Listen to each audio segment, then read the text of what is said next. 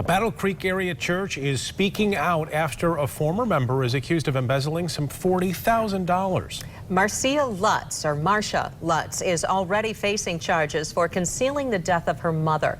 News 8's Kyle Mitchell is live in the Kalamazoo studio with how the church is trying to cope with the financial loss now. Sue and Brian, times have been very tough for the First Christian Church in Emmett Township, and the church's finances haven't recovered. A major financial blow. About $38,000. Still being felt by the First Christian Church southeast of Battle Creek. We were left with $3,244. Marcia Lutz is now facing felony embezzlement charges months after Laura Klingenpeel, the board chair for the church, says they first discovered a problem with their accounts in December. On Christmas Eve, we opened a credit card bill that was very suspicious, and we asked Marcia for an explanation. Klingenpeel says they eventually found money missing from their accounts dating back to 2015. Her explanation was, for the last month I've gotten the cards mixed up and I accidentally used the church card instead of my personal, and I'm so sorry. She was in tears. I will pay it back.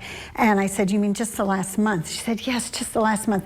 And I had 78 pages of Lowe's receipts for the last year. She says all the charges were clearly not for the church. AT&T bills, Comcast bills, an air conditioner, a lawnmower, a cow for butchering. Lutz is also facing charges for allegedly concealing her mother's death and failing to report her body. Police unearthed Phyllis Lutz's body buried in the yard of her Leroy Township home on January 17th.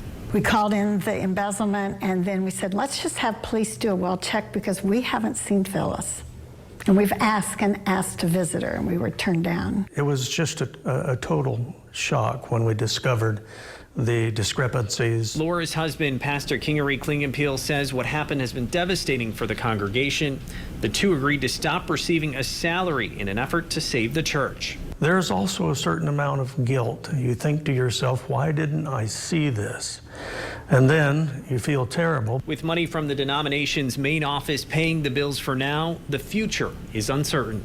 We literally are week to week and month to month right now trying to decide what our direction is going to be, and we simply don't know.